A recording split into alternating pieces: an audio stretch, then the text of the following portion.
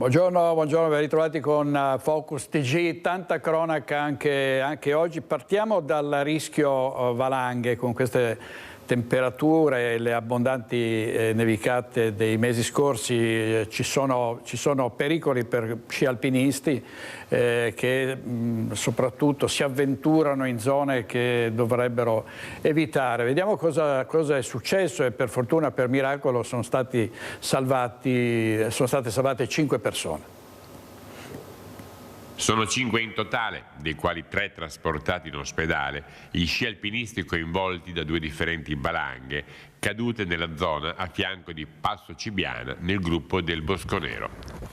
Arrivate le prime chiamate, le più persone che facevano parte di 3 diversi gruppi di sciatori che si trovavano sotto la cima degli Sfornioi, quando il gruppo di mezzo di 3 persone che stava superando un traverso è stato trascinato a valle dal distacco.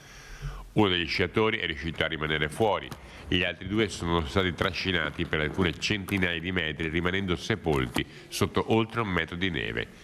Lanciato l'allarme, tutti i presenti si sono prodigati per estrarre i sepolti, riportati coscienti in superficie. Un 53enne di Belluno è stato accompagnato a Pieve di Cadore in codice 2, una 34enne di Voltago a Gordino, ritrovata oltre 300 metri più in basso, è stata medicata, imbarellata e trasportata dall'elicottero del SUEM di Pieve di Cadore all'ospedale di Belluno con un sospetto grave trauma alla gamba. L'eliambulanza aveva inoltre prima portato una seconda unità cinofila in quota.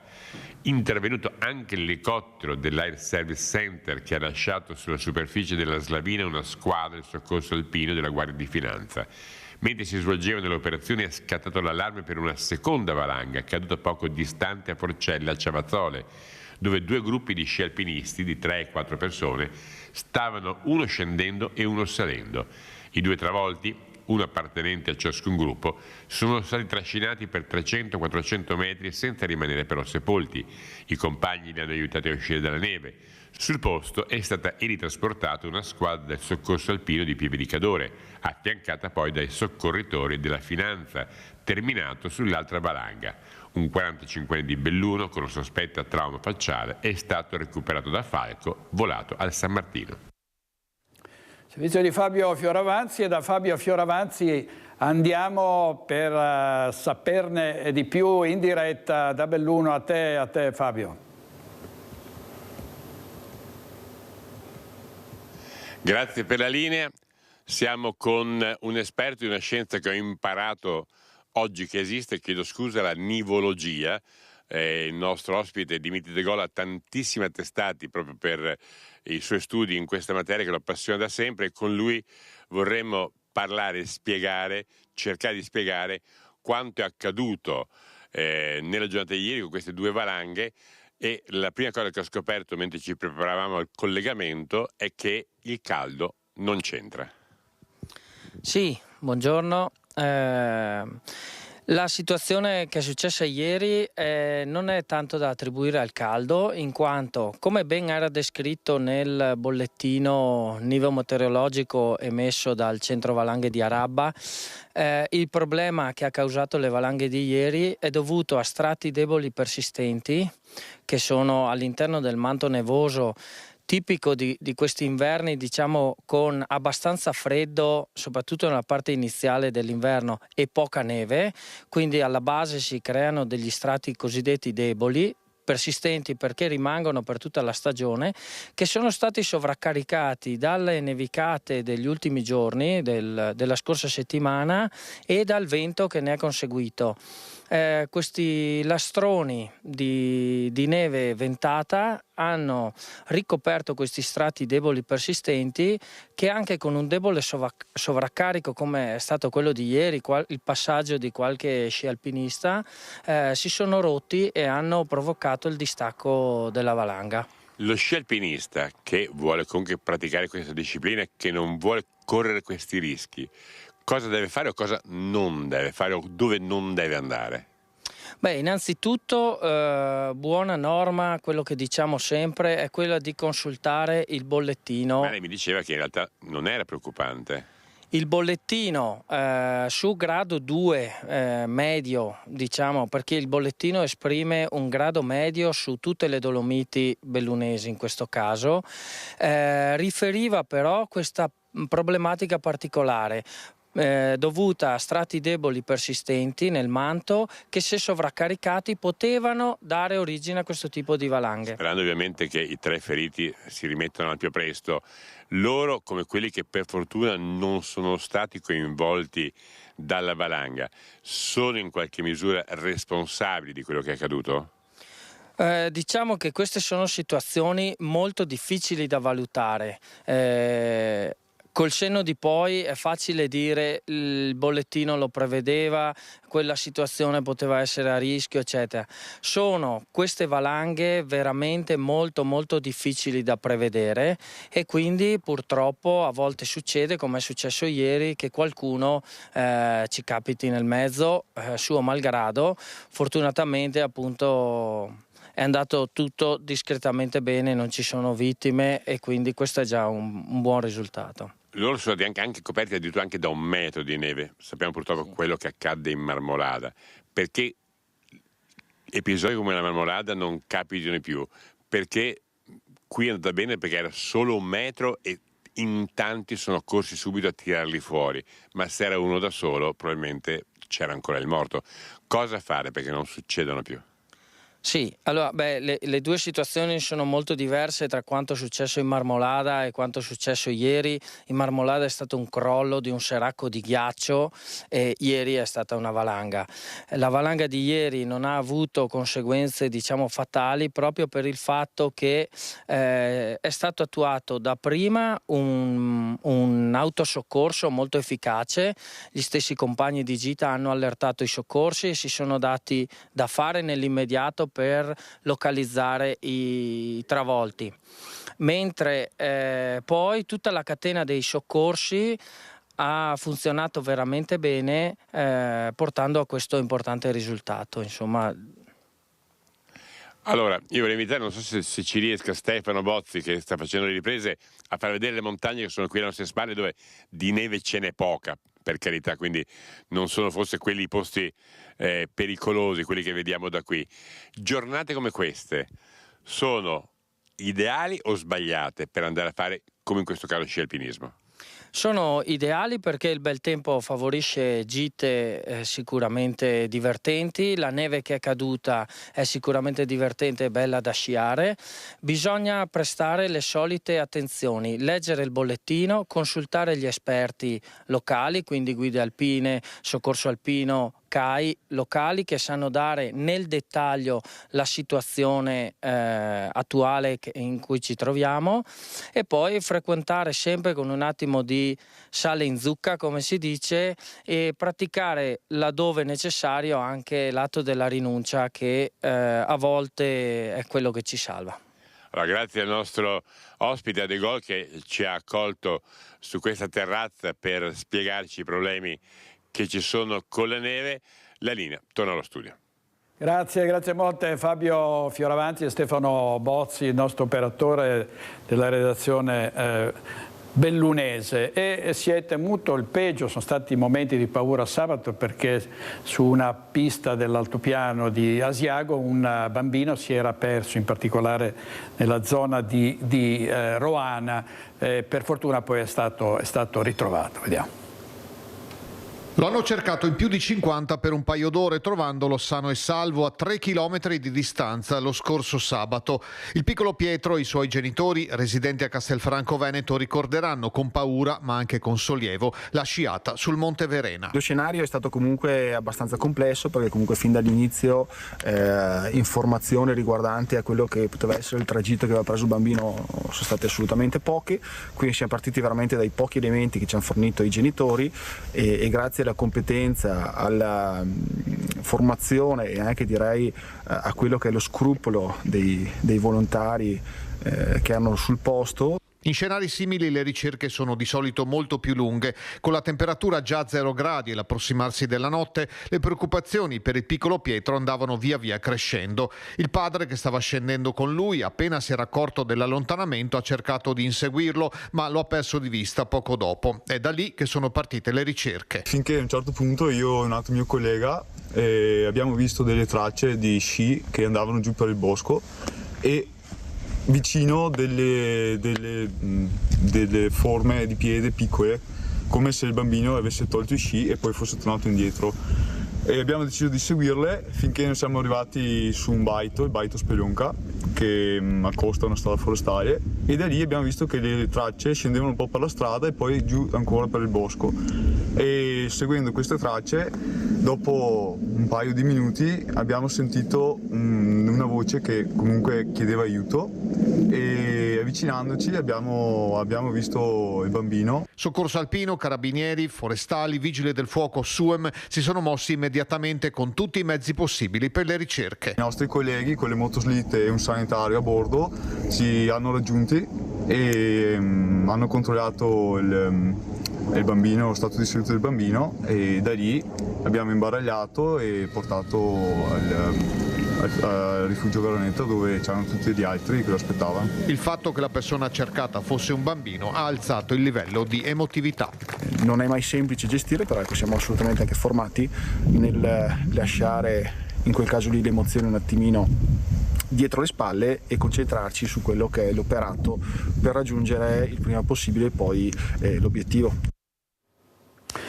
Ci collegheremo più tardi con Castelfranco per un'altra tragedia provocata dalla meningite. Vediamo il titolo del Gazzettino: Leonardo ucciso dalla meningite a 2 anni, lo strazio di mamma e papà era vaccinato, ma non è bastato a salvarlo. Andremo in diretta da Lucio Zanato.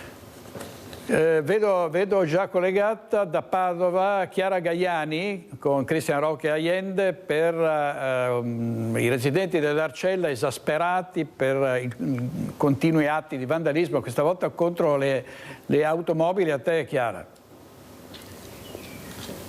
Sì, direttore, buongiorno ai telespettatori. Con il collega, come dicevi tu, ci troviamo nell'area di San Bellino. Per chi conosce la città, all'angolo tra via del Giglio e via Jacopo della Quercia, perché nella notte tra sabato e domenica i residenti si sono risvegliati domenica mattina ritrovandosi alcune auto danneggiate. Sono stati rotti i finestrini di 2 auto, tra l'altro di 2 auto abbastanza grandi. Non è però il primo vandalismo che accade proprio in questa zona e in altre vie di questo quartiere residenziale, come potete vedere dalle immagini del collega, dove molti cittadini sono costretti, non avendo il garage, a lasciare proprio l'auto in sosta all'aperto. Era successo prima agli pneumatici di queste auto in sosta, e poi un vandalismo che pare salire di livello. Per questo la vicepresidente della consulta di quartiere Rossella Salvan ha lanciato l'allarme. Noi l'abbiamo raggiunta, vi lasciamo quindi al servizio che abbiamo confezionato in redazione e poi la linea da Padova può tornare a voi. Vetri dei finestrini rotti e rabbia, decisamente da dimenticare il risveglio domenicale per i residenti di via Jacopo della Quercia, incrocio con via del Giglio all'Arcella. Vandalismi che vanno avanti da mesi, spiega la vicepresidente della consulta di quartiere Rossella Salvan. Nello scorso anno che segnaliamo atti vandalici sulle auto, in via Buonarroti, in via Lippi, alla Santissima Trinità, quindi è da parecchio tempo che questi atti vengono perpetrati ai danni delle auto. In particolar modo sono iniziati con un punteruolo, quindi bucando le gomme, gli pneumatici delle auto. Successivamente sono stati squarciati, poi le auto sono state rigate e adesso i finestrini rotti. L'esasperazione tra i cittadini è palpabile. ci sono le telecamere, soprattutto tra via da Murano e via Guicciardini, che è stato l'inizio, diciamo, di questi atti. Ci sono già le telecamere che possono essere puntate in maniera diversa, in modo tale da tutelare i cittadini che non possono tornare a casa o alzarsi la mattina e trovare le auto danneggiate. Sono tanti soldi che vengono spesi per nulla. Quindi chiedo assolutamente al sindaco Sergio Giordani e all'assessore Bonavina di intervenire in maniera rapida, veloce e soprattutto fattiva. Andiamo subito in diretta all'H-Farm di Roncade, dove vedo Cristian Arboit con il presidente della regione del Veneto, Luca Zai. A te Cristian. Sì, direttore, buongiorno da H-Farm, anche da parte di Nicoletta Rizzetto che sta curando la parte tecnica. Con il presidente Luca Zai andiamo subito nel cuore dell'attualità, entriamo subito nel cuore dell'attualità. Ieri l'incontro presidente a Londra tra i leader europei, il nodo Ucraina. Per lei non c'è altra via se non quella diplomatica? Beh, decisamente sì, le guerre hanno tutte un inizio e una fine. Il ruolo della diplomazia è fare in modo che che lo spazio tra l'inizio di un conflitto bellico e la fine si riduca al minimo. Dopodiché le guerre si chiudono sempre con un percorso che inizia da un armistizio e inizia da un cessate il fuoco, e penso sia fondamentale arrivare intanto al cessate il fuoco, dopodiché si metteranno le basi, i presupposti per chiudere anche, per iniziare un percorso di pace. Questo è quello che noi vogliamo. Noi non siamo assolutamente guerrafondai, almeno io non lo sono, e penso che tutto questo lavoro si debba fare non tenendo fuori gli Stati Uniti da tutta questa vicenda, ma tenendoli a bordo, ovviamente, visto e considerato che il percorso si è iniziato con loro. La Premier Meloni ieri a Londra ha detto non è il momento delle tifoserie, condivide questa impostazione? Ma sì, ma ha ragione, ma io l'ho detto 1000 volte, nel senso che pensare a tifoserie pro o contro Stati Uniti o pro o contro qualcuno, allora abbia chiarito che l'aggressore è Putin e l'aggredito è l'Ucraina, chiarito questo l'abbiamo detto fin dal primo giorno, dopodiché adesso va chiusa questa partita. Muoiono 2000 soldati a settimana, questi sono i dati emersi dall'incontro tra Zelensky e Trump, proprio in quell'incontro della conferenza stampa di 52 minuti e, se non ricordo male, 48 secondi,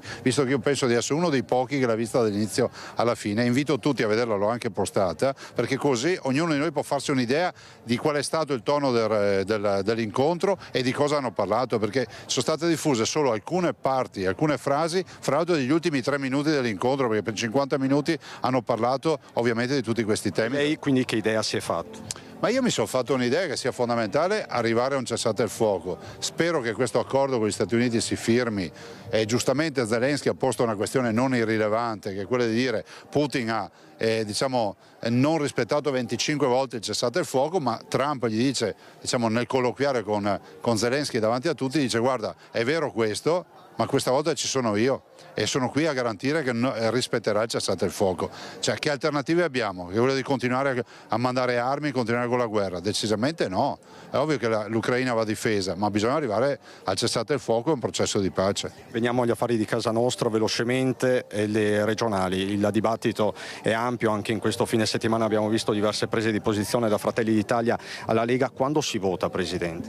Ma guardate, a bocce ferme, a legislazione invariata si vota entro il novembre 2025, non ci sono alternative. Dopodiché, se ci sarà una proroga in primavera, se accadrà qualcos'altro, non ve lo so dire, non so la sfera della verità, ma ad oggi, fermo ad oggi, entro novembre 2025. Il punto dirimente per lei e in generale per la politica regionale è la pronuncia della sentenza della Corte Costituzionale sul caso De Luca? Ma io, guardi, più che dirimente, direi che non è che si possa trascurare il fatto che c'è una legge della Regione Campania oggetto di analisi da parte della Corte Costituzionale. Capiremo, immagino entro aprile, cosa dirà la Corte Costituzionale, perché se ci dovesse riservare sorprese si riaprono nuovamente tutti i ragionamenti. Quindi la partita sul terzo mandato non è chiusa? Ma guardi, questo non glielo so dire, al momento non c'è il terzo mandato, e dopodiché vedremo cosa dice la Corte, ma questo non lo so. Questa mattina, ultimissima battuta, si sono presentati i Veneto Creators a questa terza edizione per portare l'immagine del Veneto in tutto il mondo. I numeri sono impressionanti. Impressionanti, sì, guardi, la seconda edizione ha avuto 49 Veneto Creators, cioè ragazzi che hanno parlato nei social del Veneto, delle eccellenze, dell'identità, del food, del turismo e di molto altro ancora, del sociale e della sanità. Ecco, 49 ragazzi hanno prodotto 156 milioni di visualizzazioni con 300 video. questo Veneto Creators 3 ne avrà 100 di ragazzi, 100 creators, e io immagino che passeremo tranquillamente i 300 milioni di visualizzazioni, il che dà una dimensione di quanto sia endemico e quanto stia diventando endemico il Veneto in rete. È esattamente l'obiettivo che io volevo raggiungere quando ho avuto l'idea di dar vita a questo. Direttore. Ecco, volevo chiedere al Presidente, con tutta questa carne al fuoco a livello internazionale e nazionale, c'è il rischio che rallenti l'iter dell'autonomia in Parlamento per arrivare a un'autonomia compiuta? Il nostro direttore Bacciali pone una domanda molto precisa, Presidente Zaia. C'è il rischio che con tutte queste tensioni geopolitiche internazionali, con tutto il dibattito che ne è seguito sul fronte dei dazi, il percorso dell'autonomia subisca dei rallentamenti? Ma c'è il pericolo che comunque ci siano delle emergenze, delle priorità come quella della guerra, che non è un'emergenza da poco, che magari distolgano qualche attenzione dal progetto, ma il progetto sta andando avanti parallelamente con tavoli dedicati con il Ministro Calderoli, e quindi si va avanti anche su quel fronte. Non è che diciamo si riesce a fare solo una roba alla volta, possiamo fare anche 2, 3, 4 contemporaneamente. Dall'altro ci preoccupano i dazi, direttore, un saluto al direttore, io non sono collegato, e ci preoccupano i dazi perché comunque noi dobbiamo dialogare da amici con gli Stati Uniti. Mi spiace che ci sia già qualcuno in giro per l'Italia, qualcheduno che fa tanto rumore, che vorrebbe considerare gli Stati Uniti dei nemici. Gli Stati Uniti non sono nostri nemici, l'Europa è il primo mercato al mondo con 450 milioni di abitanti, immaginare che gli Stati Uniti possano rinunciare al nostro mercato è impensabile. Dall'altro noi non dobbiamo andare in ordine sparso come europei, ma trattare, anche perché Trump lo ha detto nella conferenza stampa con Zelensky, quando Zelensky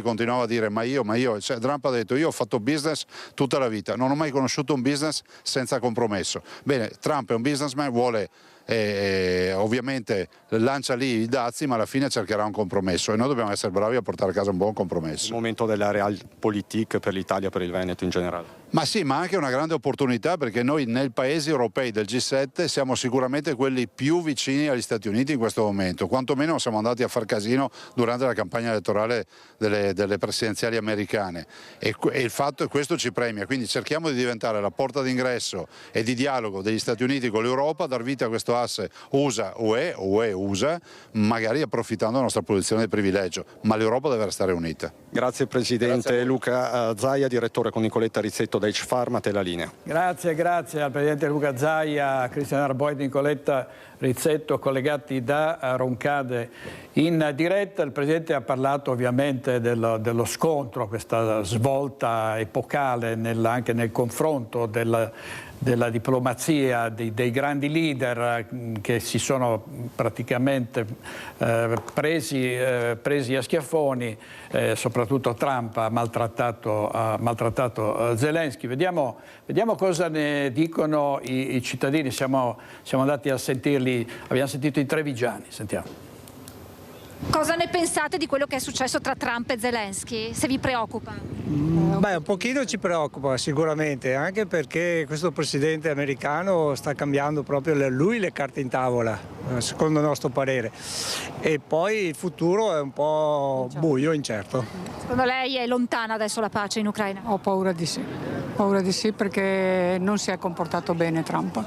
L'Ucraina è stata invasa e quindi non ha senso questo, insomma, ammettere di essere dalla parte del torto proprio no. È stato un po' scandaloso come Trump ha risposto a Zelensky quasi mettendosi contro, in realtà cambiando del tutto la sua posizione, quindi sì, effettivamente è scandaloso come cambi da un giorno all'altro. Ecco. La pace è lontana?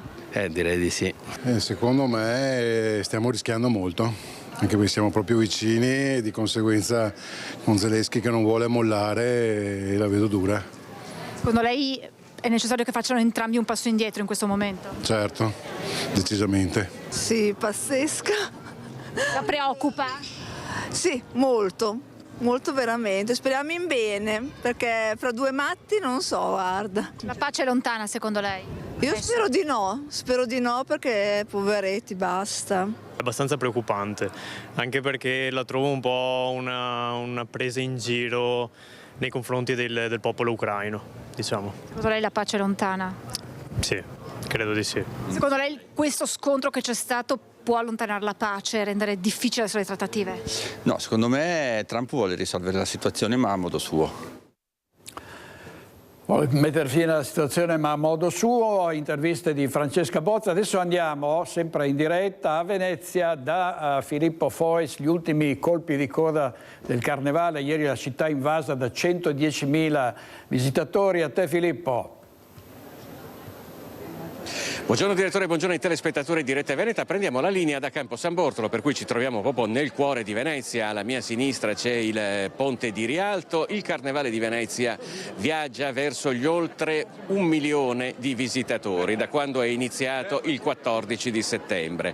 Ieri c'erano per l'appunto 110.000 persone, sabato ce n'erano 130.000, venerdì ce n'erano 86.000, per cui 330.000 presenze più i residenti solamente in questo ultimo fine settimana. Dobbiamo dire che dal punto di vista dell'ordine pubblico tutto è andato molto bene, d'altro canto c'era un vastissimo dispiegamento di forze dell'ordine, c'erano dei percorsi fissi per così dire, con dei sensi unici, con dei doppi sensi di marcia per indirizzare questa enorme mole di visitatori che attraversa la città durante questi giorni. Oggi, come vedete, è lunedì mattina, però c'è ancora una bella folla che gira in maschera o senza maschera per Venezia. Fin qui, diciamo, dal punto di vista dell'ordine pubblico. C'è poi però un'altra Venezia che non è quella turistica, è quella dei residenti, che vuole mantenere le proprie tradizioni. A questo proposito abbiamo Matteo Secchi, sono un po' così perché vedo che ha degli occhiali un po' particolari, il quale ha organizzato una specie di controcarnevale, possiamo dire, veneziano,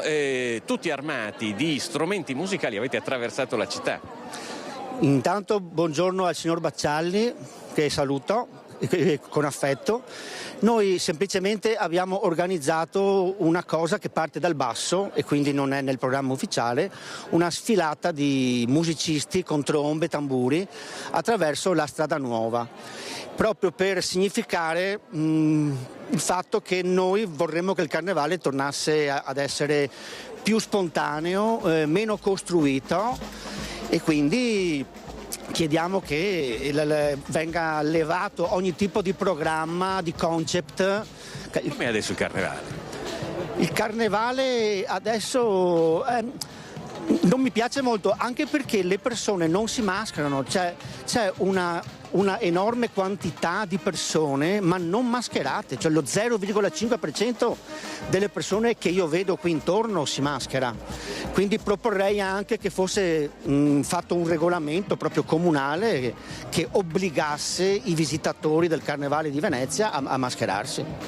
Adesso diciamo quelle cose per cui siamo in chiusura di collegamento, quelle cose per cui dopo ci dicono che siamo i soliti veneziani brontoloni. Tra l'altro qua siamo proprio vicino alla mitica farmacia con il numero di residenti che sono 38.000 se non erro, quindi pochi, 48.000. Che città è? Una città senza residenti che viene attraversata da 1 milione di visitatori che arrivano in stazione, fanno il giro attraverso una serie di sensi unici, pochissimi mascherati, e poi se ne ritornano a casa.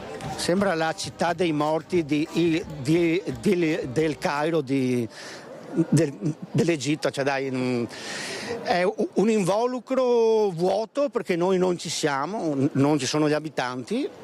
E c'è tutta sta massa di persone che la attraversa in maniera più o meno superficiale, anche perché ultimamente ho visto che il turista colto e preparato evita come la peste Venezia, che è diventata veramente, come l'abbiamo definita anni fa, un ristorante a 5 stelle che si vende come un McDonald's, con tutto il rispetto per la marca citata. E questo deve cambiare, deve tornare una città vera. Potersi chiamare città. Bene, l'abbiamo detto, adesso ci diranno che siamo i soliti brontoloni, però noi dobbiamo per forza... È fiero di esserlo.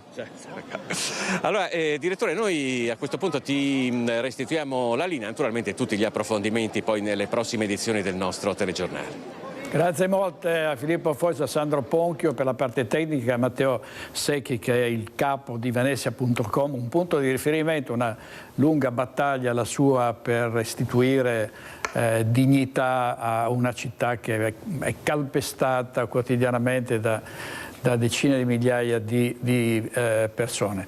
Andiamo adesso, veniamo alle dolenti note dell'economia e in particolare la forte richiesta di cassa integrazione in questo periodo anche in Veneto, e i dati parlano di una richiesta boom nel Vicentino. Andiamo subito da, mi pare, Daniele Garbin. A te, Daniele. Sì, buongiorno direttore, buongiorno a te e ai telespettatori. Confermo, sono in compagnia con Raffaele Consiglio, segretario generale di Vicenza. Buongiorno a tutti. Confermo proprio questo. Oggi è stato proprio pubblicato un dato del vostro servizio di studi, centro studi, che ha analizzato non solo quelle dell'anno scorso ma anche gli anni precedenti, queste richieste di cassa integrazione, tra l'altro ordinaria, che portano, questo è il segnale d'allarme, il Vicentino come prima provincia ampiamente proprio tra le province venete ad avere il massimo della quota. Sono oltre 20.000 e diciamo subito la prima in Veneto e la seconda a livello nazionale dopo Torino, e questo è anche un segnale. Si faceva anche un'analisi perché sono ore di cassa integrazione ordinarie, e questo è un segnale che va valutato come? Noi siamo molto preoccupati perché sono 20 milioni di ore di cassa integrazione richieste.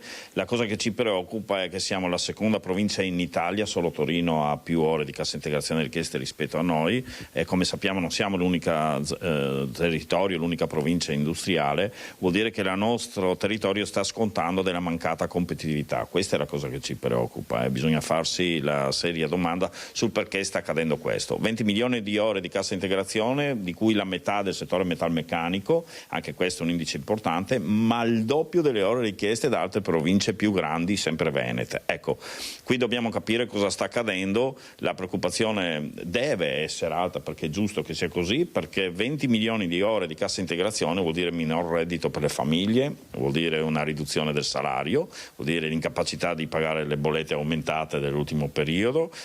Tutto questo senza ancora aver visto le politiche sui dazi, che sembra, no, che da un punto di vista commerciale si vogliano mettere, che potrebbero peggiorare la situazione, perché i dati che abbiamo, voglio ricordare a tutti, sono i dati del 24. Ecco. E un'analisi che è stata fatta è proprio questa, perché per esempio la seconda è 15 milioni, è Treviso, e poi Padova e Verona, che sono ai 10 milioni. Ai 10. Ecco, l'analisi che è stata fatta era proprio una spiegazione, perché comunque era la capofila, no, Vicentino. Come mai si è arrivati improvvisamente o c'erano già dei segnali per monitori? Secondo me c'erano dei segnali. Oggi la competizione si gioca se il territorio è capace di essere competitivo e di accogliere le imprese. Le imprese non competitive hanno già chiuso. Le aziende rimaste sono aziende che sanno fare il loro lavoro, con dei lavoratori che conoscono e che sono competenti, ce lo riconoscono da tutto il mondo, in Veneto e anche in provincia di Vicenza. Ma c'è qualcosa che manca. Noi crediamo che ci manchi una forte governance territoriale.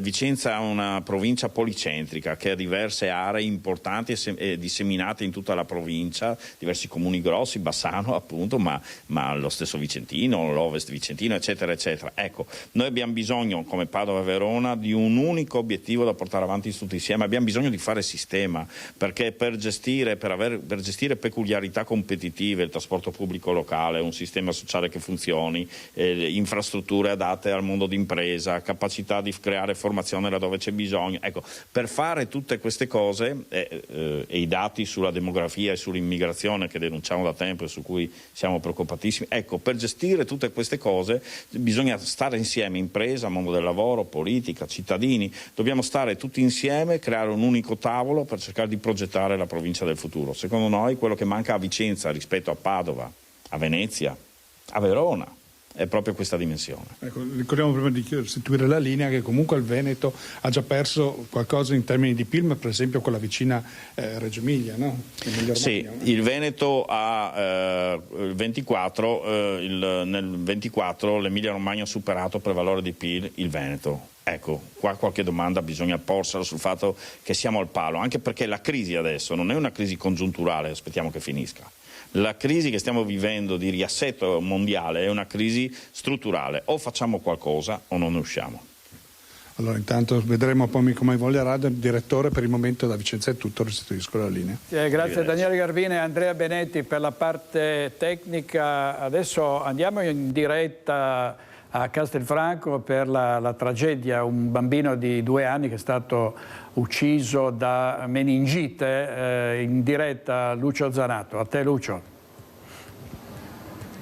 Sì, buongiorno direttore, buongiorno ai telespettatori di Rete Veneta. Siamo a Castelfranco per parlare della tragedia della famiglia Cucurullo, il papà Omar, la mamma Anna, che sono stati colpiti con la perdita di questo bambino di 2 anni, Leonardo, e abbiamo delle notizie importanti per quanto riguarda proprio questa vicenda e ce le comunica intanto il sindaco.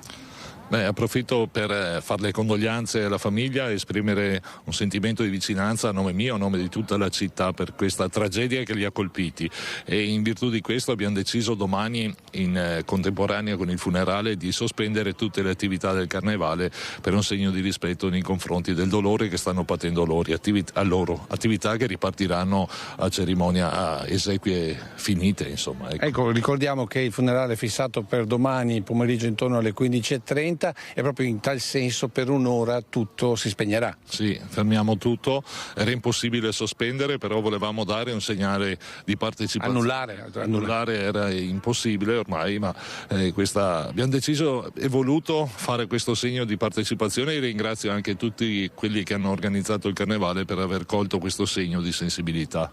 Ecco, e invece sono con l'assessore Miotti perché ha altre importanti notizie. Queste riguardano invece un possibile contagio, comunque un'apprensione di tipo sanitario che voi avete, che con questa informazione volete sfatare completamente. Sì, assolutamente, voglio dire che non c'è nessun rischio di contagio per gli altri bambini, nonché per i familiari. Si tratta non di una forma virale ma di una forma batterica, si tratta di un batterio pneumococco che è nel nasino dei bambini di questa età e che purtroppo nel caso di Leonardo ha avuto un esito fatale. Adesso sarà oggetto di indagine questo batterio, però le autorità competenti dell'ULSS, che noi abbiamo contattato direttamente venerdì appena avuta la notizia, ci hanno rassicurato in questo senso. Ecco, invece l'altra notizia riguarda invece il supporto psicologico, perché ha destato, direttore, veramente tanta apprensione. Sì, assolutamente. Voi dovete pensare che un bambino così piccolo, io li ho visti, i suoi compagni, sono bambini che riescono a capire e sentono già la mancanza di Leonardo. Già questa mattina loro sentivano la mancanza, quindi questa tragedia ha colpito gli operatori in primis, che tra l'altro sono degli ottimi operatori, ma anche tutti i genitori che in questo momento sono preoccupati. Cosa faremo? Abbiamo attivato l'associazione EMDR Italia, che si occupa di traumi quando ci sono delle situazioni di crisi, e verrà fatto un intervento per supportare i caregiver, che in questo caso sono gli educatori e i genitori, e poi si vedrà anche cosa fare con i bambini in un secondo momento. Ecco, questo a dimostrare che c'è una comunità attorno a questa famiglia. A te la linea, direttore. Grazie molte a Lucio Zanato e ai suoi ospiti. Liliana Resinovic, siamo a Trieste, sarebbe stata uccisa, prima picchiata e poi soffocata. Il risultato della perizia della patologa forense Cristina Cattaneo, una vera e propria svolta nelle indagini, perché finora prevaleva la tesi del suicidio. Con tutta probabilità già domani i consulenti medico-legali ingaggiati dai familiari di Liliana Resinovic presenteranno la richiesta per ottenere una copia della consulenza della patologa forense Cristina Cattaneo depositata nella notte fra venerdì e sabato. La nuova relazione non è stata condivisa e con tutta probabilità bisognerà anche attendere di sapere a chi sarà affidato il fascicolo sul giallo dopo il passaggio in Procura Generale di Maddalena Chergia, e quindi se la Procura iscriverà nel registro degli indagati uno dei protagonisti della vicenda. Cattaneo ha riletto quanto raccolto dal primo esame autoptico, sottoponendo i resti a nuovi approfondimenti, da cui sono emersi una lieve frattura alla lamina della seconda vertebra toracica, una lesione allo sterno e una subpleurica a livello polmonare, non evidenziate in precedenza, nonché lesioni sul volto compatibili con l'ipotesi che qualcuno possa averla colpita. Secondo indiscrezioni, la nuova perizia potrebbe aprire alla possibilità che Liliana Resinovic Resinovic sia stata soffocata. Sul collo però non vi erano segni, neanche quelli lasciati dal cordino che chiudeva le borse di nylon. Il giorno della morte non sarebbe indicato con certezza, sebbene pare che alcuni elementi facciano propendere Cattaneo per il giorno della scomparsa, ovvero il 14 dicembre 2021 e non a ridosso del ritrovamento nei primi giorni del 2022. Un elemento chiave della vicenda resta comunque la modalità del ritrovamento del corpo. Nessuno dei sacchi presentava le impronte di Liliana Resinovic né quelle di altre persone. La traccia di un guanto in tessuto presenta un debole riscontro di DNA maschile, ma le analisi hanno escluso possa appartenere al marito Sebastiano Visentin, all'amico Claudio Sterpin o ad altri personaggi coinvolti nella storia. Si può escludere appartenesse a chi ha maneggiato il cadavere dopo il ritrovamento? Se la data della morte della donna fosse quella del 14 dicembre 2021, Sebastiano Visentin avrebbe un alibi di ferro, ma i familiari di Liliana Resinovic puntano i sospetti su di lui anche per gli elementi che secondo la procura concorrono all'ipotesi del suicidio, ma che potrebbero essere ribaltati qualora le conclusioni della perizia non collimassero. Servizio di Umberto Bosazzi della nostra redazione di Trieste. Passiamo all'omicidio di Mattia Caruso che arriva al 3° grado di giudizio. Fissato per il 23 maggio il processo in Cassazione contro l'ex fidanzata Valentina Boscaro che sta scontando la sua pena agli arresti domiciliari. È agli arresti domiciliari con braccialetto elettronico dallo scorso settembre Valentina Boscaro, la giovane mamma di 33 anni che sta scontando una condanna per l'omicidio di Mattia Caruso, il giovane con cui aveva una relazione. Il 23 maggio in Corte di Cassazione è stata fissata l'udienza durante la quale il suo legale Alberto Berardi proverà a smontare la sentenza della Corte d'Appello. Era il 25 settembre del 2022 quando la donna uccise il compagno con una coltellata al cuore, mentre i due tornavano insieme in auto da un locale ai confini tra Abano e Montegrotto Terme. All'inizio la donna aveva mentito ai carabinieri che stavano indagando, raccontando della presenza di una terza persona.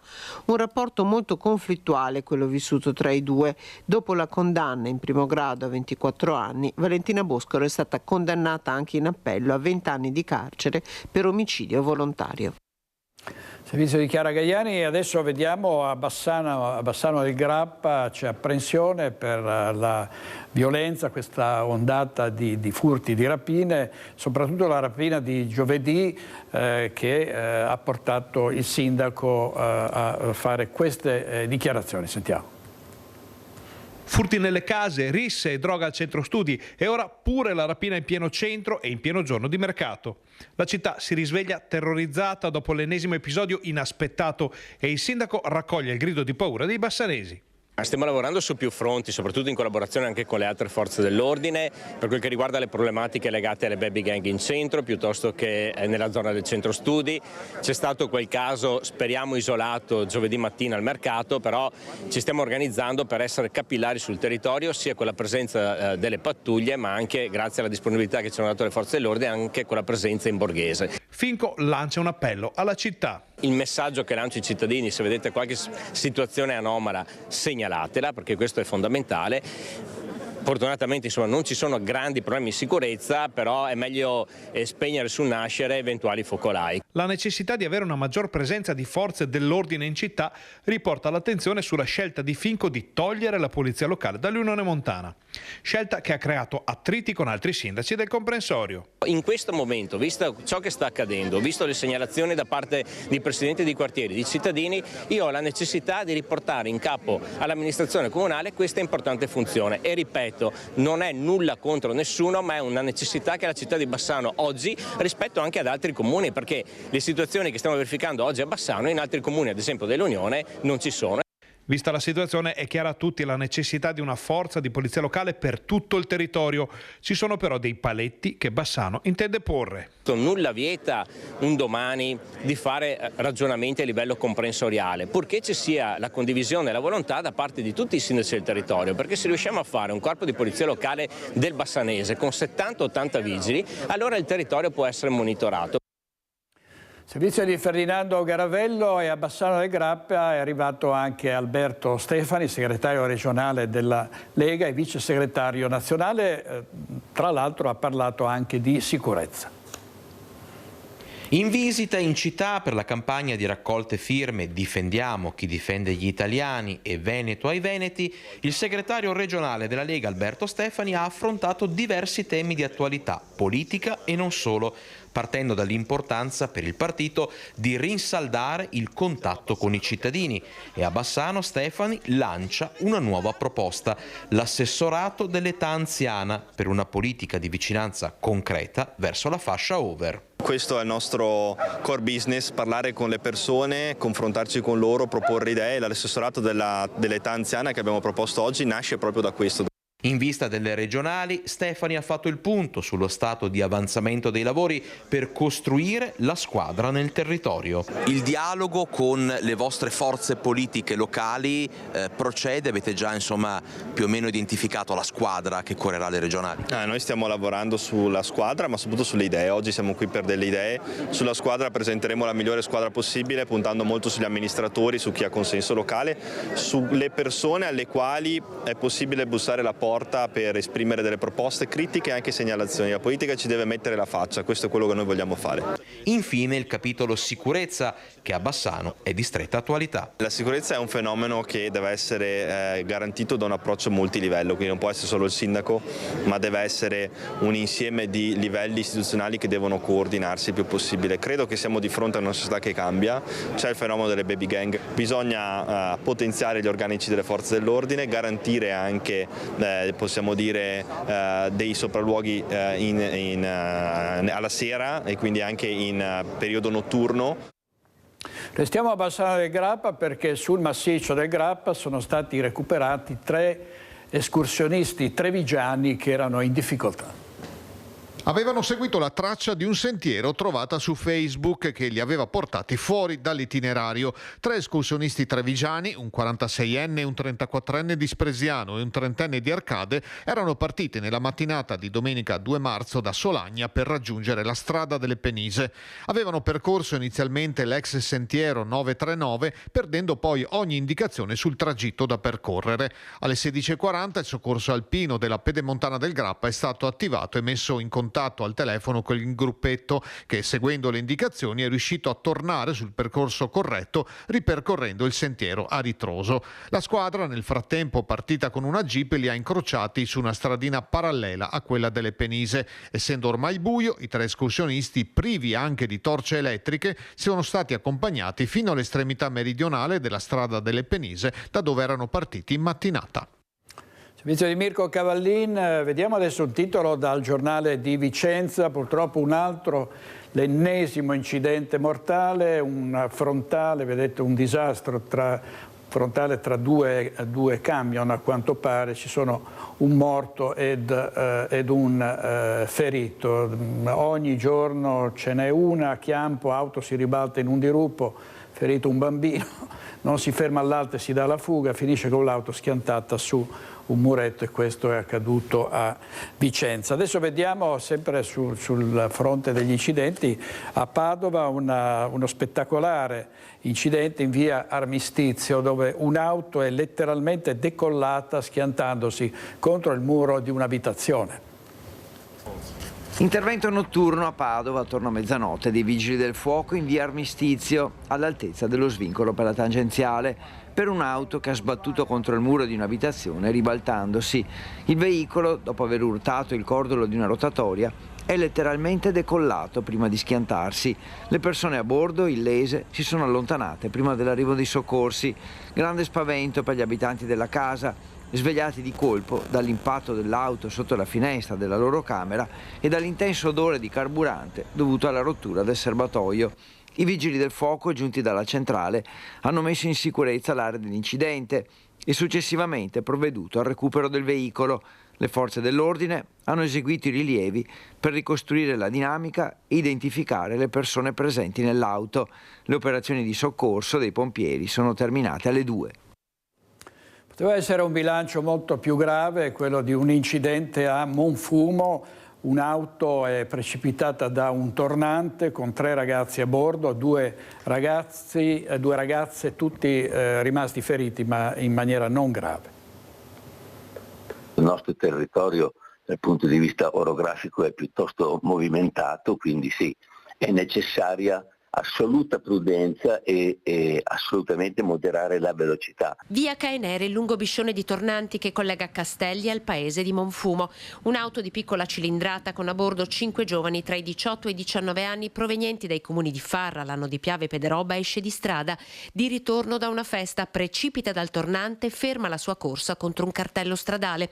E all'incrocio con Cabalbi l'impatto è forte, il cofano si apre. Alla guida è il più giovane, 18 anni. Sul posto arrivano subito 3 ambulanze del 118, una da fuori regione, una da Montebelluna, una terza di Pedemontana Emergenza. Da Treviso si alza in volo l'elicottero che elitrasporta al Cafoncello il paziente più grave, una delle 2 ragazze. Sono tutti e 5 ragazzi giovani, tutti e 5 diciannovenni e fortunatamente, questa è la cosa veramente più importante, nessuno di loro, almeno per quanto ne so, per quanto ho avuto informazioni, nessuno di loro è in pericolo di vita. I feriti sono 5, tutti ospedalizzati in codice giallo, 2 già dimessi in mattinata, 3 trattenuti a Treviso, Castelfranco e Montebelluna. Uno dei 3 si trova in prognosi riservata. L'incidente nella notte, secondo i primi rilievi da parte dei carabinieri, la velocità dell'auto sarebbe stata sostenuta. Il 18enne alla guida, che è stato sottoposto ad alcol test, potrebbe non aver saputo gestire la curva secca in quel punto della strada. Lì purtroppo non erano persone del paese, noi che abitiamo qui sappiamo, conosciamo le strade, questo non vuol dire peccare di sicurezza, però sappiamo i pericoli che ci possono essere. Visto che erano persone non del paese, forse non se lo aspettavano, nonostante fossero ampiamente segnalati. Ci sono i cartelli che indicano la curva pericolosa, c'è il guardrail, insomma tutto quello che ci doveva essere c'era. Forte l'appello del sindaco di Monfumo Luciano Ferrari, questa mattina sul posto, per vedere con i suoi occhi le tracce lasciate sull'asfalto dall'auto in corsa, che quel cartello a segnalare il passaggio di animali selvatici ha miracolosamente fermato. Servizio di Anna De Roberto, oggi in regia Renato Capoia e Andrea Basso. Adesso vediamo a Vicenza un inseguimento nella notte da parte della polizia, che ha tentato di fermare un'auto che durante questa fuga folle poi si è schiantata contro un muro. Vediamo. È ancora ricoverato all'ospedale San Bortolo di Vicenza l'uomo finito fuori strada con la sua vettura dopo essere stato inseguito da una volante della polizia. L'incidente è avvenuto alle 5 del mattino di domenica lungo corso Santi Felice e Fortunato. Gli agenti avevano intimato l'autovettura Dodge che viaggiava pericolosamente ad alta velocità a fari spenti. Il conducente, anziché fermarsi, ha proseguito la sua corsa accelerando ulteriormente. Ne è nato un inseguimento a sirene spiegate in viale San Lazzaro. La corsa forsennata si è conclusa in via Genova, dove il fuggitivo ha perso il controllo della vettura sbattendo contro una sbarra metallica e andando a schiantarsi contro un muro. Il conducente, pur ferito, ha tentato di fuggire a piedi ma si è accasciato a terra sanguinante. L'immediato l'arrivo dei sanitari del SUEM che hanno condotto l'uomo all'ospedale, dove è stato sottoposto ad accertamenti sull'assunzione di alcol e droghe. Vediamo l'ennesimo fattaccio che riguarda i furti nelle abitazioni. Fa male perché questa è la casa dei suoi genitori che non ci sono più. Sì, perché lo so, mi sembra di mamma mia, perché vedi avevo messo fuori gli angioletti perché proteggete la casa, ma noi abbiamo sempre su e giù anche. E che dico, cos'è che andavano in cerca? È questo che fa, anche perché dico non c'è nulla. La voce di Liliana Maro si incrina, è ancora forte lo shock per quanto accaduto venerdì, quando i ladri si sono introdotti nell'abitazione dei genitori scomparsi qualche anno fa in via dei Munari a 7 Comuni, frazione di Preganziola. Li hanno sforzato e sono entrati di qua e poi avevano lasciato aperto di sopra il balcone e questo della terrazza. Una volta all'interno hanno girato indisturbati tra le stanze aprendo cassetti e armadi alla ricerca di qualcosa di prezioso. Da un primo controllo sembra non essere sparito nulla, salvo la centralina del sistema d'allarme, mentre la sirena è stata staccata e lasciata sul terrazzo. Si vede che appunto entrando l'allarme perché suonava, si vede che hanno staccato. I malviventi sono poi usciti dal cancello che hanno chiuso con un filo dall'elettricista quando Liliana, come è solita fare, è arrivata nella casa dei genitori e ha scoperto il furto. È stata colta da malore. Sono ancora un po' appunto sotto sopra. Il pensiero va ai genitori, al papà che tanto teneva alla sua casa, è a lui che ora Liliana vuole chiedere scusa. Perché ho detto non ti ho protetto, perché anche quando era a casa da solo, dico papà stai attento a non aprire, infatti avevamo messo l'allarme appunto per quello, e allora gli ho scritto sì, papà scusa che non sono riuscita a proteggere la tua casa. 2 napoletane di 35 e 28 anni sono state arrestate per tentata truffa. Avevano fatto credere alla vittima di Correzzola che il padre rischiava di finire in prigione e che servivano 12.000 euro in contanti per liberarlo. 2 donne sono state arrestate dai poliziotti della questura di Padova. Avevano tentato di truffare una 60enne con la tecnica del cosiddetto finto carabiniere. Una delle 2 donne era già stata sottoposta alla misura dell'obbligo di dimora nel comune del Napoletano, dal quale invece si è illegalmente allontanata per spostarsi nel Padovano. I fatti sono avvenuti a Correzzola, dove la vittima aveva ricevuto la chiamata di un uomo che si era qualificato come colonnello dei carabinieri e che aveva comunicato che l'anziano padre aveva investito una donna incinta di 8 mesi, ricoverata ora in gravi condizioni. In preda al panico, la signora passava il telefono al marito, al quale il finto colonnello chiedeva di recarsi subito in ospedale. Rimasta così in casa solo con la nipotina, la 60enne rimaneva al telefono col finto carabiniere che avvertiva la donna, ormai sempre più agitata e impaurita, che l'avrebbe contattata l'avvocato, che in effetti poi le fa credere che per evitare il carcere all'anziano genitore avrebbe dovuto pagare 12.000 euro in contanti o in alternativa gioielli e monili in oro. La donna così preparava una busta con le 2 fedi, alcuni anelli, 2 collane d'oro, alcuni bracciali e orecchini, attendendo la collaboratrice dell'avvocato che sarebbe passata a ritirarli, ma la truffatrice viene bloccata all'ingresso dell'abitazione dagli agenti, così come la sua complice che l'attendeva in auto. E così le 2 donne di 35 e 28 anni, entrambe della provincia di Napoli, sono state arrestate per tentata estorsione e trasferite nel carcere di Verona.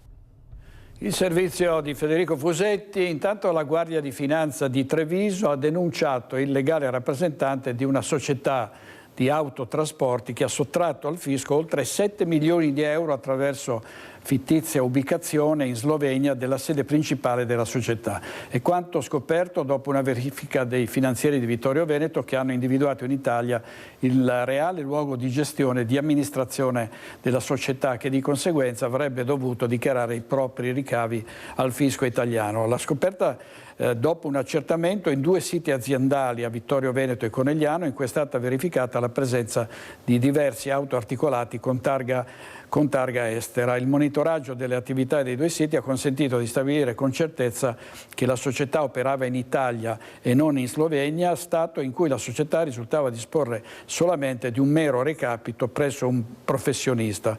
Le fiamme gialle hanno ricostruito l'entità della frode fiscale, quantificata in ricavi sottratti a tassazione per oltre 7 milioni di euro e IVA per oltre 1,5 milioni di euro. Queste sono società fantasma che servono appunto ad eludere la finanza. Il processo Miteni, la provincia di Vicenza chiede 4 milioni di euro di risarcimento per inquinamento da PFAS. Su questo ascoltiamo il presidente della provincia di Vicenza, Andrea Nardin.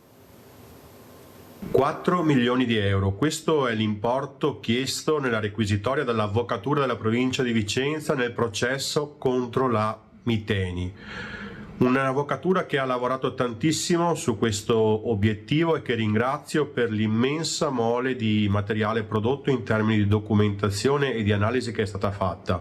4 milioni sono una richiesta per il danno che la provincia ha avuto da questa situazione. Pensiamo semplicemente che è stata contaminata il bene più prezioso, l'acqua, la falda più importante d'Europa, la falda che scorre sotto il territorio vicentino. Ma pensiamo anche al lavoro che la provincia di Vicenza ha fatto operativamente nel bloccare la produzione, nel far passare il processo di contenimento da 3 a 50 pozzi di prelievo, nel costruire un'intera barriera a protezione del passaggio dell'acqua, nel far sì che chi è intervenuto costruisse questa barriera. Tutti interventi che sono stati utili per contenere la diffusione dei FAS, ma sicuramente i 4 milioni di euro richiesti non risarciranno, non sono sicuramente un valore tale da compensare quello che è il danno più importante, che è quello che le mamme non FAS hanno messo sulle loro magliette: la contaminazione degli abitanti della provincia di Vicenza, dei tanti ragazzi che hanno ora questo componente, questo FAS all'interno del loro corpo. Comunque credo che fino ad ora l'ente provincia, di cui mi onoro di essere rappresentante, abbia fatto il suo lavoro in tutte le cose che sono state dette, e anche con quest'ultimo atto, che è la richiesta di 4 milioni di euro di risarcimento per il lavoro svolto finora. Andiamo in pubblicità, ma state con noi perché avremo qui ospite in diretta l'assessore regionale alla cultura e allo sport, Cristiano Corazzari. State con noi.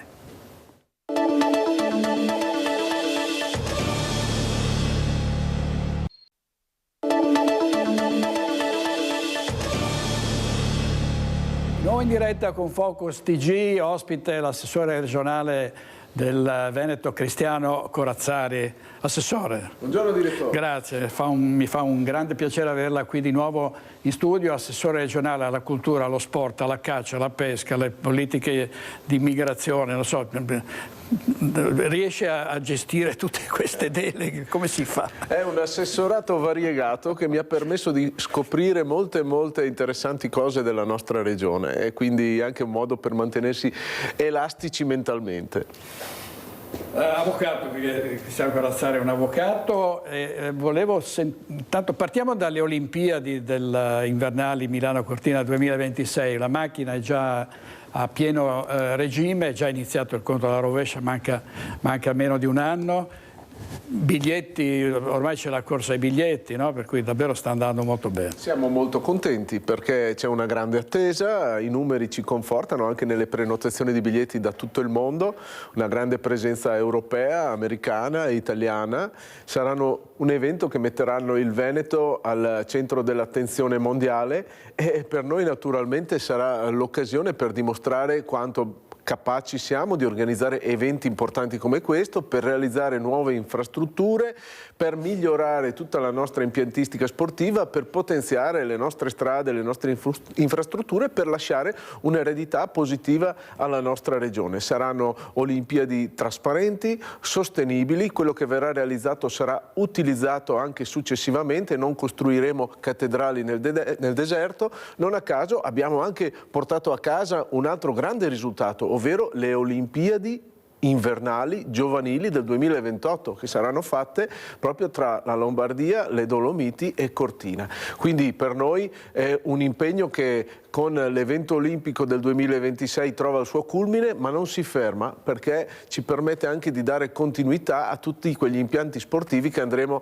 a realizzare, e saranno Olimpiadi pienamente accessibili. Pensate che grazie anche all'evento delle Olimpiadi daremo la possibilità di adeguare tutti i nostri impianti sportivi al mondo degli atleti paralimpici e alla disabilità, e quindi un monumento come quello dell'Arena di Verona, un monumento storico antichissimo, e che verrà messo anche a disposizione dell'accessibilità per i disabili. Penso questo sia anche un segnale eticamente molto importante. Ecco, noi siamo stati anche di recente a Cortina d'Ampezzo e con l'amministratore delegato di Simico, Fabio Massimo Saldini, siamo andati lungo il percorso, abbiamo visto il giorno in cui è stata accesa la refrigerazione.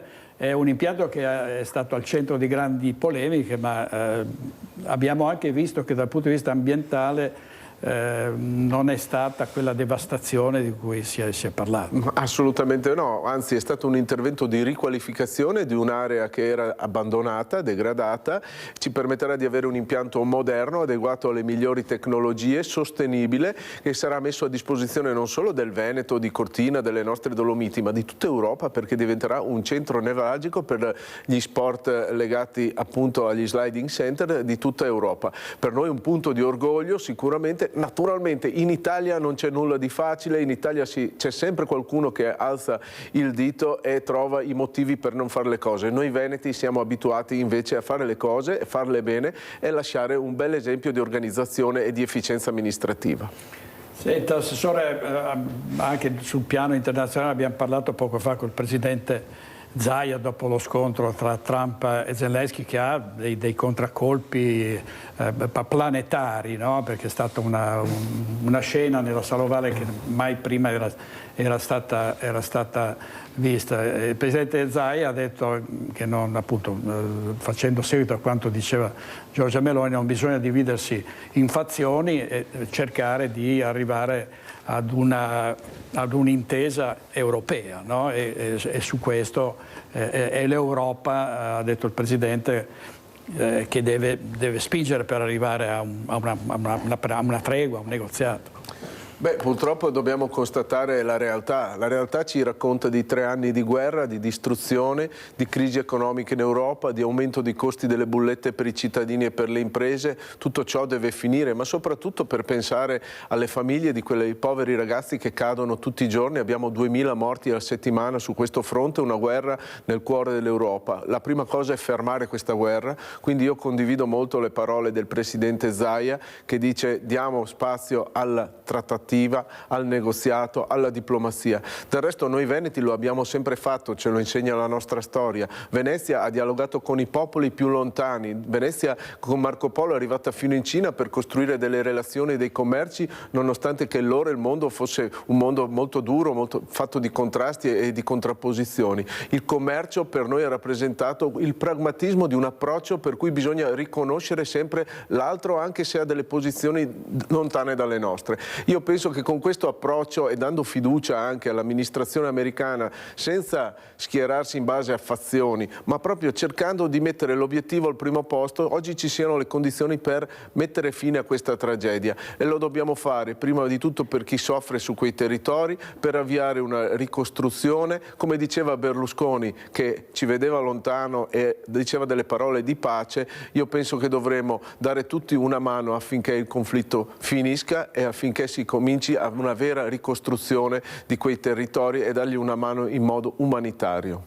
Assessore, la cultura ha fatto dei grandi passi in avanti, abbiamo visto cosa è stato fatto per esempio con il teatro stabile, insomma tanti altri versanti su cui davvero i risultati sono ritenuti più che soddisfacenti. Lei di cosa va fiero in particolare? No? Lei è in Consiglio regionale dal 2010 e da 5 anni assessore alla cultura.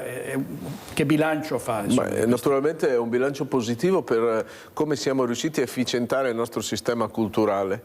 Noi, è vero, abbiamo un sistema culturale ricchissimo, florido, capace di tantissime iniziative in cui abbiamo le istituzioni culturali più importanti d'Italia. Pensate all'Arena di Verona, alla Fenice di Venezia, alle 2 fondazioni lirico-sinfoniche tra le più importanti d'Italia. Il nostro Teatro Stabile, che quando sono arrivato aveva perso il riconoscimento di teatro nazionale ed è ritornato oggi grazie agli investimenti che abbiamo fatto un teatro nazionale. La nostra Film Commission, di cui abbiamo un grande presidente che trova una sua centralità per attrarre produzioni nel cinema e nell'audiovisivo nella nostra bellissima regione, che è un set straordinario e naturale grazie alle sue ricchezze paesaggistiche e grazie alle maestranze e alle professionalità che ci sono in Veneto. Abbiamo fatto molto per rendere questo sistema sempre più forte, per rendere il Veneto più attrattivo anche da un punto di vista culturale, perché la cultura è un patrimonio della nostra comunità, è un veicolo per fare promozione e valorizzazione di ciò che abbiamo. E la nostra cultura è ricchissima e la nostra difficoltà è quella di riuscire a mettere in rete tutte le ricchezze che esistono in Veneto. Basti pensare che abbiamo la bellezza di 3.900 ville venete, ogni nostro comune ha dei veri e propri patrimoni culturali e architettonici come le nostre ville venete, riconosciute come patrimonio dell'umanità dall'UNESCO, con le nostre ville palladiane. Ecco, abbiamo la possibilità di rendere il Veneto ancora ancora più attrattivo proprio grazie alla valorizzazione dei beni culturali, delle attività culturali e delle istituzioni culturali. Naturalmente questo non lo si può fare solo con la spesa pubblica perché abbiamo un bilancio molto limitato, ma lo si deve fare attraverso una creazione di sinergie tra pubblico e privato e facendo sì che intorno alle nostre bellezze, alle nostre ricchezze culturali si sviluppino delle economie. Ecco, proprio Assessore, le risorse sono fondamentali, come lei ricordava.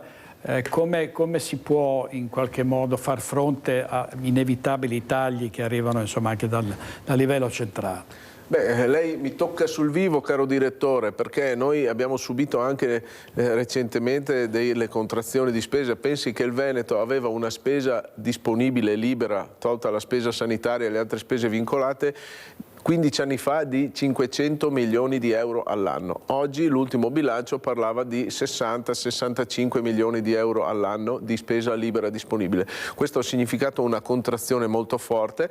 Siamo l'unica regione che non ha un'addizionale IRPEF a carico dei cittadini, che le altre regioni a statuto ordinario hanno, ma abbiamo voluto migliorare l'efficienza dell'impiego di queste risorse, migliorare l'impiego delle risorse europee, quindi i fondi strutturali europei che noi utilizziamo fortemente anche nella cultura, ma come in tutti gli altri settori. Ricordo che per quanto riguarda la promozione del cinema e dell'audiovisivo abbiamo messo nella programmazione attuale oltre 20 milioni di euro e noi riteniamo che anche queste siano risorse che vadano intercettate e messe in circolo in modo efficiente, cosa che ci permette di non gravare sulle tasche dei nostri cittadini. Ecco, diceva poco fa il Presidente Zaia, collegato in diretta, che nonostante tutto quello che sta accadendo sia a livello internazionale che nazionale, nonostante i grandi problemi che bisogna risolvere, l'autonomia deve andare avanti, no? E sta procedendo, è chiaro, in un momento in cui la situazione è particolarmente complicata e ci sono nuovamente molti ostacoli. Lei è ottimista su questo? Perché ormai bisogna ricordarlo, intanto c'è una legge che è la legge Calderoli, l'autonomia differenziata è legge dello Stato. Adesso si tratta di renderla compiuta, insomma.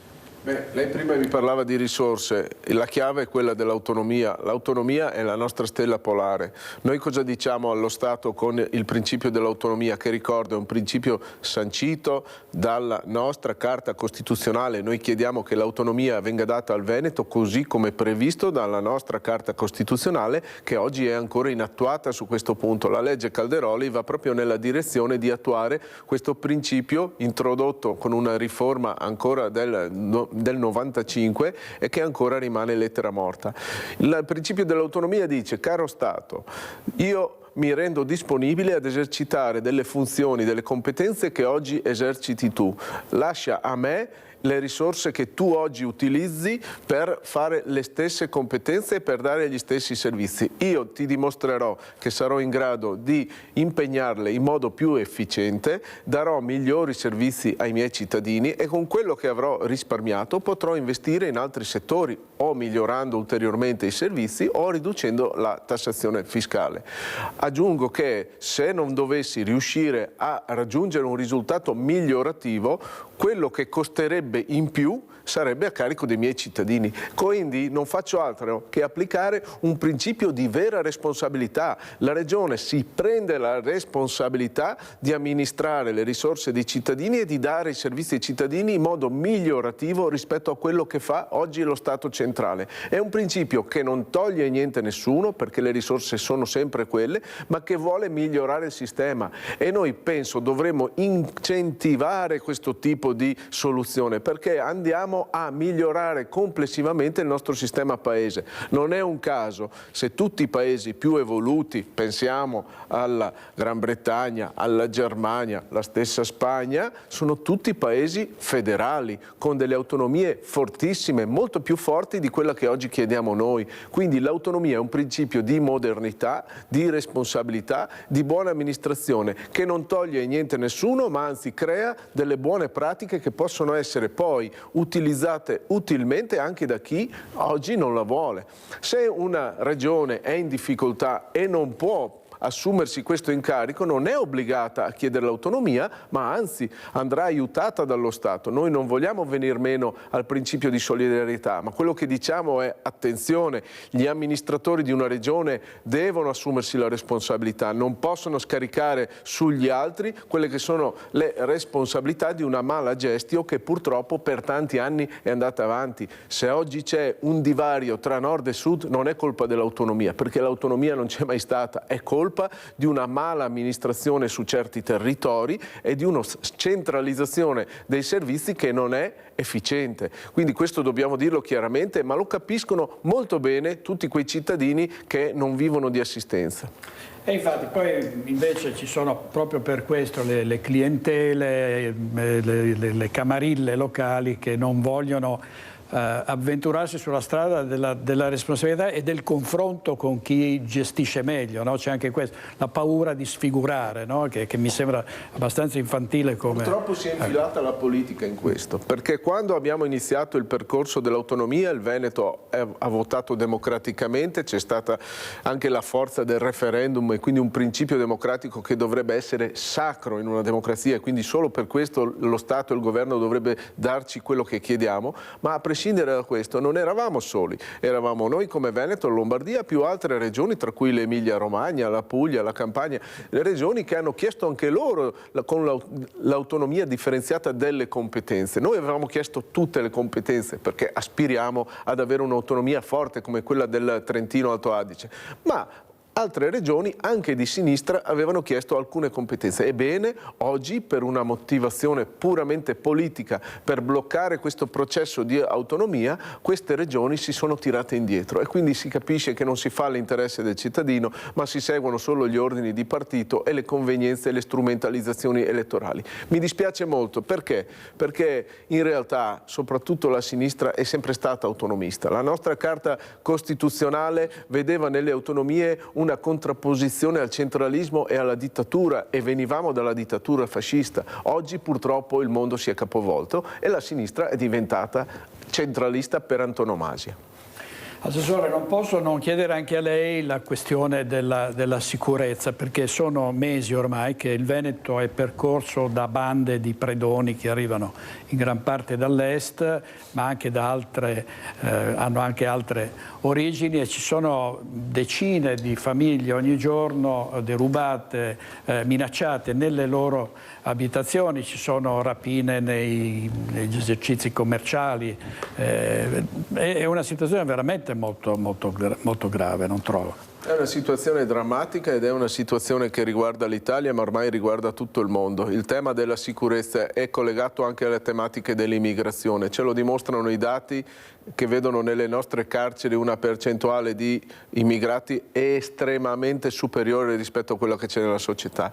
Il principio qual è? Se tu vieni nel mio paese devi avere tutte le condizioni per sviluppare la tua vita, per avere un lavoro, per farti una famiglia e noi dobbiamo essere capaci di darti i servizi adeguati e di accoglierti, ma non possiamo accogliere chiunque perché altrimenti chi arriva e non ha queste condizioni si troverà a dover vivere di espedienti. A questo si aggiunga che c'è ancora una legislazione troppo tenera nei confronti dei delinquenti e c'è una legislazione che purtroppo non tutela abbastanza le nostre forze dell'ordine e chi deve far rispettare la legge.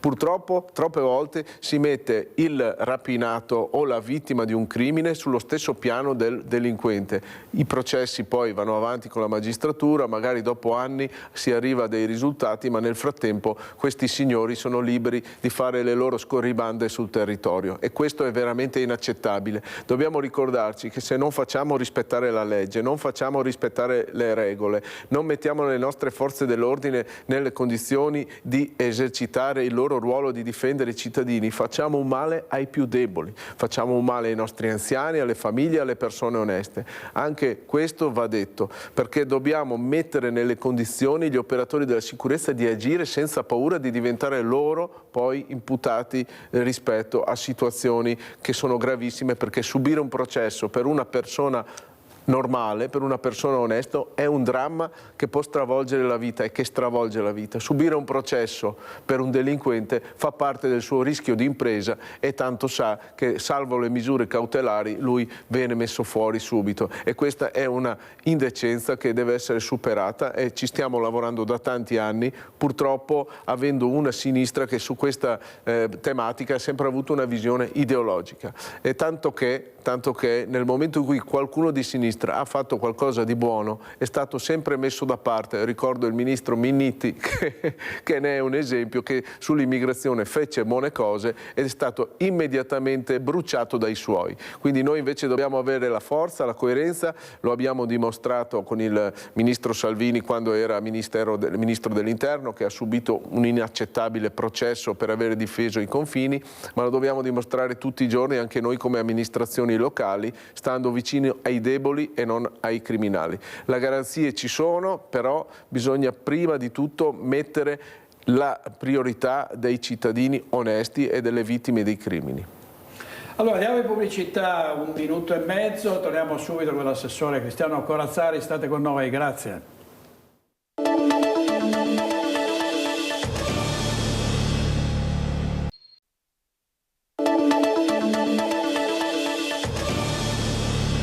Di nuovo in diretta con l'assessore regionale Cristiano Corazzari, grazie molto. Assessore, parliamo di regionali, si voterà molto probabilmente in ottobre o novembre, ovviamente è già iniziata la campagna elettorale. La Lega, abbiamo visto oggi articoli uscire sulla linea della Lega che dice bisogna che il Presidente possa essere comunque un rappresentante della Lega, sia pure dovesse non avere un terzo mandato Luca Zaia. No?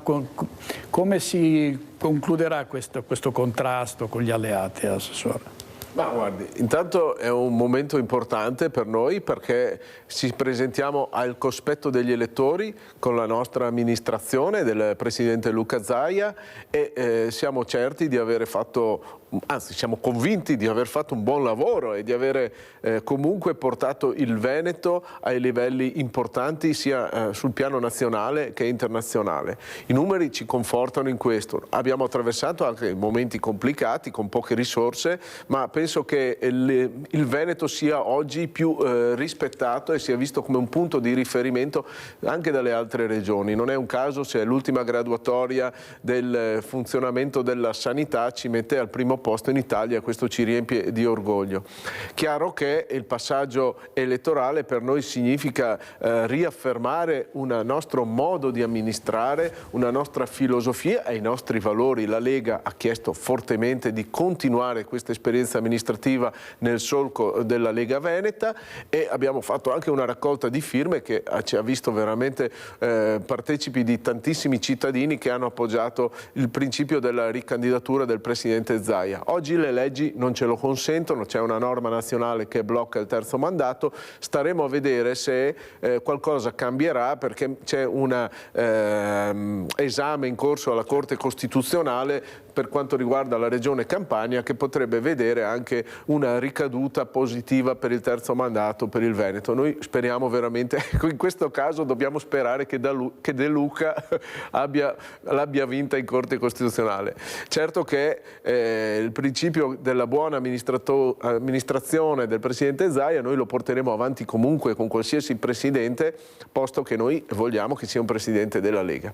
Ecco, Fratelli d'Italia vanta degli ottimi risultati alle politiche e alle europee. Le regionali sono cosa diversa, cioè molto spesso la Lega dice noi siamo un partito identitario, siamo un partito che ha centinaia di sindaci, siamo sul territorio, siamo vicini alla gente, quindi questa è la forza della Lega. Sicuramente sì, noi abbiamo un radicamento profondo nella nostra terra tra gli amministratori, penso che poi anche la nostra storia lo stia a dimostrare, cioè la Lega è ormai anche nel panorama nazionale il partito più antico grazie al proprio radicamento e quando ci sono le elezioni amministrative anche recentemente i numeri ci confortano sempre, quindi riteniamo che le elezioni regionali siano elezioni completamente diverse rispetto alle elezioni nazionali regionali in cui si vota il primo ministro, c'è la Meloni come punto di riferimento, o come le elezioni europee, che comunque sono elezioni che si pongono a un piano molto alto e sovraterritoriale. Noi siamo veramente e fortemente convinti che le elezioni regionali torneranno a far parlare il territorio e la Lega avrà un ruolo da protagonista. È chiaro che sarà importante anche il ruolo che avrà il nostro Presidente Luca Zaia nell'ambito di questa tornata elettorale. Assessore, un'ultima cosa, di lei è notissimo il forte legame col Polesine, no? con la sua terra a cui dedica molta attenzione da tanti anni. Qual è lo stato oggi di questa parte del territorio, di cosa ancora avrebbe necessità? Beh, innanzitutto ho sempre cercato di lavorare come assessore a livello veneto, ma senza dimenticare le mie radici, le mie origini che mi vedono profondamente legato con il Polesine. Io vengo da un piccolo paesino sulla riva sinistra del Po, un po' il paese di Don Camillo e Peppone per intenderci, che si chiama Stienta. Il legame col Polesine per me è fondamentale perché è stata sempre la terra che mi ha dato la forza di crescere amministrativamente e mi ha fatto conoscere le vere problematiche delle persone, delle imprese, delle famiglie. Oggi il Polesine, soprattutto nell'area del Delta del Po, ha attraversato una situazione di grande difficoltà dovuta alla crisi della pesca, della molluschicoltura, e un pensiero lo faccio ai nostri pescatori del consorzio Delta Polesine Scardovari, che con l'emergenza granchio blu, che avrete sentito sicuramente, ha visto distrutto anni e anni e anni di lavoro. Come Regione, insieme al Governo, stiamo lavorando per sostenere questo comparto che per noi non rappresenta solo economia, ma rappresenta anche un elemento di tradizione, di identità e di legame al territorio che è imprescindibile. Poi io dico sempre, il Polesine è una terra di confine e quindi è una terra fatta di persone con una straordinaria apertura mentale, che ha grande capacità di confrontarsi con chiunque, di spostarsi, di una grande professionalità inventiva, e può essere una terra di opportunità per il futuro. Ci sono investimenti molto interessanti che stanno arrivando sul nostro territorio, che magari ha conosciuto un minore sviluppo nel passato, ma oggi ha una carta bianca su cui poter scrivere le linee del futuro. Un legame forte ci sarà sempre con il mondo del primario, dell'agricoltura, della ruralità, e questa è anche la nostra forza, perché ha fatto sì che si siano mantenuti forti dei valori e delle tradizioni che magari in società più industrializzate sono andate perse. Ecco, quindi io vedo nel Polesine una terra capace di intercettare quelle che saranno le nuove linee di sviluppo del futuro, che ha delle fragilità, soprattutto nella nostra popolazione anziana, che abbiamo tanti anziani, ma che per il domani, per il futuro, può essere attrattiva anche per nuove famiglie, nuovi giovani e lo sviluppo di nuovi settori. Assessore, grazie molto, grazie per essere stato con noi, l'assessore Cristiano Corazzari, e ci vediamo stasera a Focus alle 21:15, grazie ai nostri registi Renato Cappoia e Italo e Andrea Basso. Buona giornata, arrivederci.